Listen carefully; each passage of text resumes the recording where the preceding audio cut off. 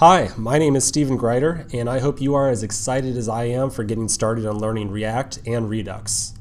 In this section, we're going to start off by doing a little bit of administrative work. So we're going to talk about what we're going to learn. We're going to talk about how to get help as we go through this course.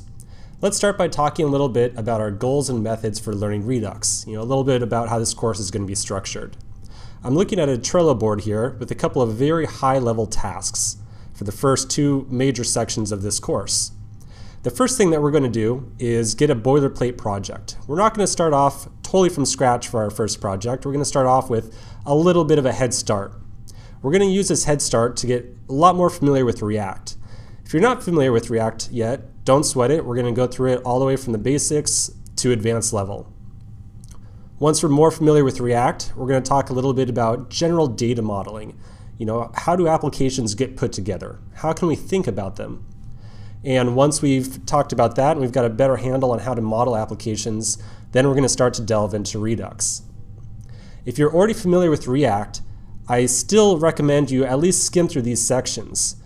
We're going to talk about a lot of very new concepts like ES6 and a lot of other advanced React topics. And I just want to make sure that even if you are familiar with React already, you've got a solid foundation, a solid base to go into the Redux content. So let's talk a little bit more about one other topic, and that is how to get help. These are the best resources for getting help for me during this course.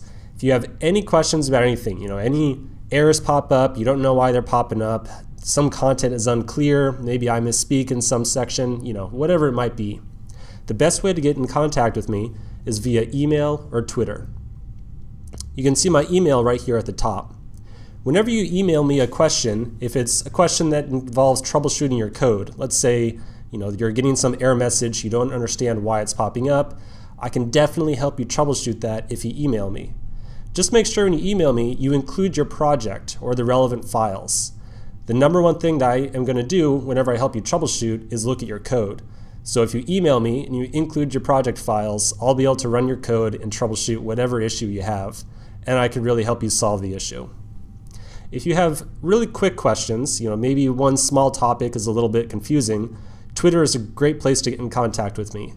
In general, I check my email and Twitter about once or twice a day, and I usually sit down and do a mass, about 30-minute session once per day to answer any questions for all of my courses.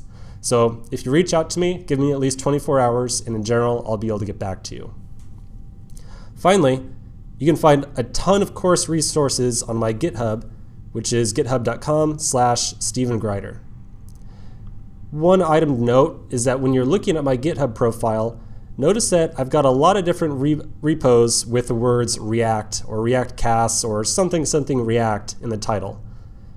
Always be aware that, or always make sure that you're looking at the correct repo when you clone it.